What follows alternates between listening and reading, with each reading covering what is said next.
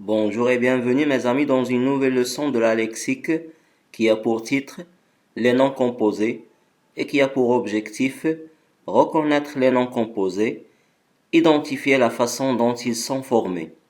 Toujours dans le cadre de l'unité 6, semaines 28 et 29, pages 176 et 177. Tout d'abord, faisons ensemble le petit rappel proposé par la rubrique Ce que je sais. Quel est le mot étiquette de ces groupes de mots? Musique, poésie, danse, cinéma, peinture. Le mot étiquette est art. Après ce petit rappel, lisons les phrases de la rubrique J'observe et je découvre. A. Ce jeu est un casse-tête. B. Le poisson-chat souffre de la pollution. C. Ici la pomme de terre est cultivée sans produits chimiques. D. Cet acteur porte un pantalon bleu ciel. E. Pour interviewer la vedette, il faut un laisser-passer. Après cette lecture, il est temps de répondre aux exercices de la rubrique Je manipule, je réfléchis. 1. Observe les mots en couleur. De combien de mots est formé chacun d'eux? Pour la phrase A, on a 2 mots. La phrase B, aussi 2 mots. La phrase C, 3 mots.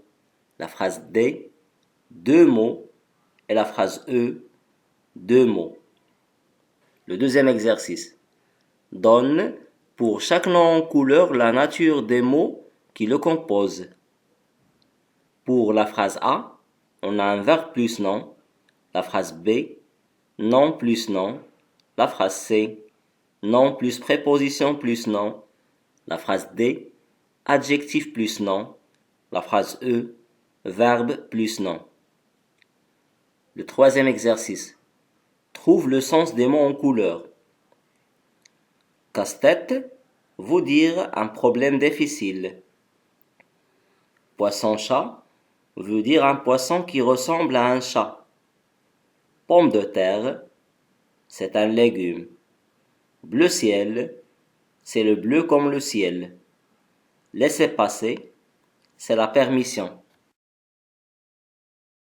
Et donc, elle est à retenir que les noms composés sont formés de 2-3 mots reliés par un trait d'union, une apostrophe ou un simple espace.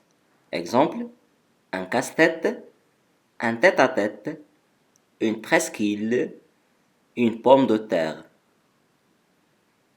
Et les noms composés peuvent être formés d'un verbe plus un nom, exemple, un casse-tête, d'un nom plus un nom, exemple, un poisson-chat, d'un nom plus un complément de nom, une pomme de terre, d'un nom plus un adjectif, un cerf-volant, d'un verbe plus un verbe, un laisser-passer.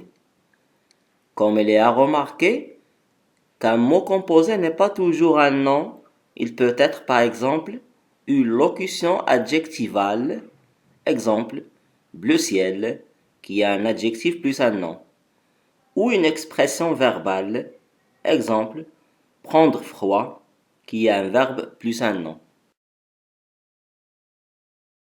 Passons à l'application de ce qu'on a déjà vu à travers les 2 exercices de la rubrique Je m'entraîne. Le premier exercice. Indique la nature des mots qui forment chacun des noms composés ci-dessous. Verbe, nom, adjectif. Une basse-cour, c'est un nom plus nom.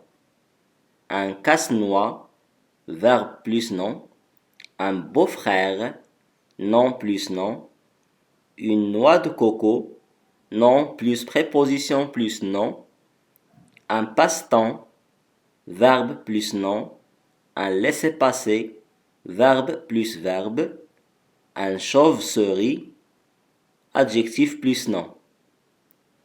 Le deuxième exercice, complète ces noms avec la préposition qui convient. Un chef d'œuvre, un fer à repasser, une boîte aux lettres ou bien une boîte à lettres, une salle à manger, un face-à-face, le coup de pied. Et on conclut notre séance avec les deux exercices de la rubrique Je m'évalue. Le premier exercice, trouve les noms composés qui répondent aux définitions. A. Petite outil pour tailler les crayons. C'est un taille-crayon. B. Les femmes le portent à la main. Un sac à main. C. On s'en sert pour nettoyer les dents. Une brosse à dents. Il sert à casser les noix. Un casse-noix. Deuxième exercice. Forme 6 noms composés en associant un mot de la première colonne avec un mot de la deuxième colonne. Attention aux mots qui nécessitent un trait d'union.